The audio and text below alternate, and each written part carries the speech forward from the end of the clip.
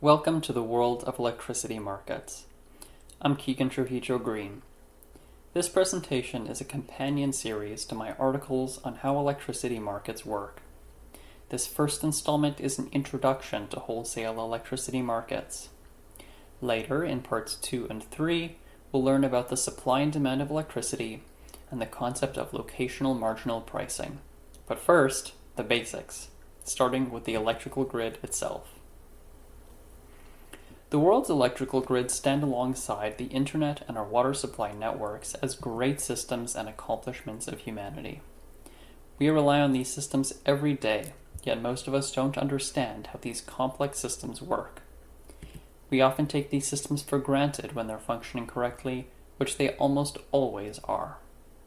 When such systems fail, such as during a power outage, we realize how dramatically they improve our quality of life. The ability to flip a switch and flood a room with light in the middle of the night is the result of over 100 years of human innovation and people working around the clock to keep the world's grids running smoothly, to literally keep the lights on. What happens every time we turn on an appliance often eludes us, but without fail, slightly more current gets drawn through tens or hundreds of kilometers of transmission and distribution lines.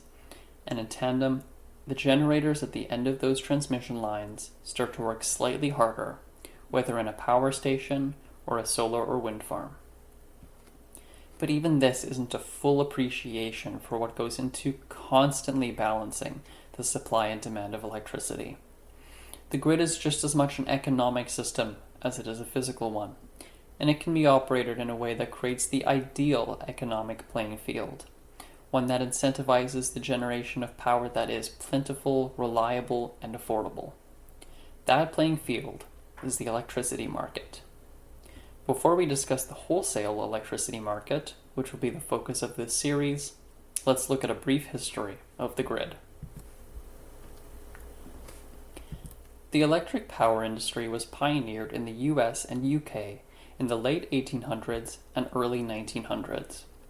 Before electrical grids were established, the supply and demand of electricity had to be co-located.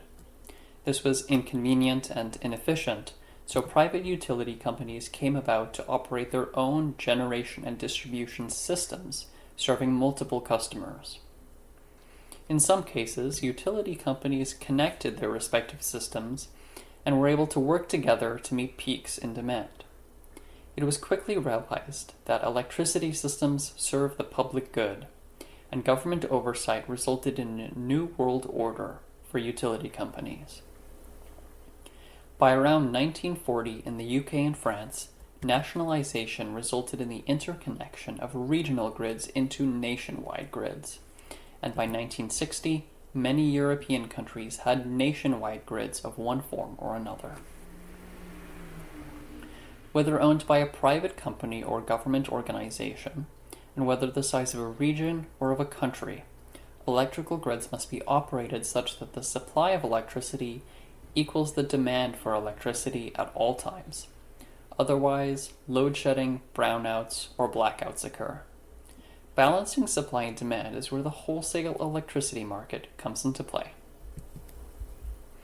A wholesale electricity market, which is also known as a power exchange, is a system that allows balancing supply and demand while minimizing the cost of electricity production, the supply, and maximizing value to electricity consumers, the demand.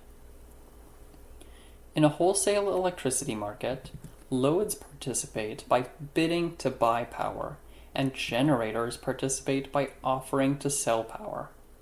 A generator may be a power station, like a hydroelectric power station, or a wind or solar farm. Load may be a utility company participating in the market on behalf of its customers, or, more recently, large industrial consumers. A central authority decides which bids and offers to accept or dispatch, and which to reject. Making this decision is called clearing the market, the objective of which is to achieve the best overall outcome for the generators and loads. Because of this objective, the market clearing process has some key requirements. Firstly, The decision must be informed by knowledge of the transmission and distribution networks, of all generators and their offers, and of all loads and their bids. The central authority must know the limits on the grid's transmission lines too. Otherwise, they might try to transmit too much power through certain transmission lines rather than generating locally when necessary. The second key requirement of the market clearing process is that it must be done for all generators and loads simultaneously as part of one decision, as there is generally only one outcome that maximizes the benefit to all generators and loads. The only way these requirements can be met is if the decision is made by a central authority rather than by any one generation company or utility. The central authority is typically responsible not only for clearing the market, but for operating the market in the general sense. The central authority is usually a government-owned or government-appointed not-for-profit organization, but sometimes, especially historically and in the US, it is a privately owned and for-profit company. However, the central authority being a government organization, one that does not itself own or have any stakes in any generators or loads, this ensures that the operation of the market is unbiased. Because such an organization cannot itself earn revenue from generating electricity, it operates for the public good, not for profit. Thus, generators are paid fairly, loads are charged fairly, and both are selected for dispatch fairly. In North America, such organizations are called independent system operators, or ISOs, because they don't own any generators, loads, or transmission lines. That is, they're independent of those assets and whoever owns them. Examples include the California ISO, or CAISO, and Ontario's Independent Electricity System Operator, or IESO. The wholesale electricity market is concerned with the day-to-day and real-time operation of the grid. Though not the topic of this series, there is typically also a capacity market, and that's responsible for incentivizing the long-term planning and construction of generation capacity. We previously discussed private companies versus government organizations as the central authority for operating a wholesale electricity market. We discussed that, in the case of a government organization, it should not have any stakes in any generators or utility companies. However, this says nothing of whether generators or utility companies should themselves be private or government-owned. In fact, as part of energy liberalization trends occurring at the turn of the millennium, many governments around the world opened their electricity markets to allow more private generation companies to participate, rather than just government-owned or government-contracted ones. This attempted to reduce electricity prices by increasing competition.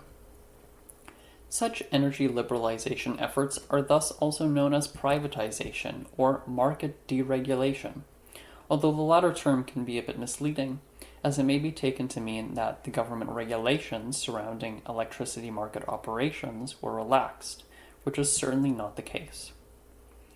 Energy liberalization often came with restructuring of the government organizations responsible for the grid.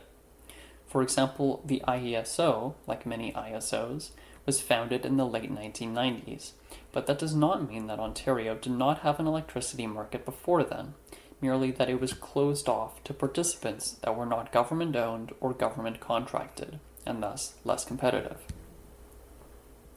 Now that we have some history and context, we'll learn how the supply and demand of electricity works in the market in the next video. In the meantime, thank you for learning about electricity markets with me. Learn more about this and other technical topics on my blog or by visiting me on LinkedIn. Thanks.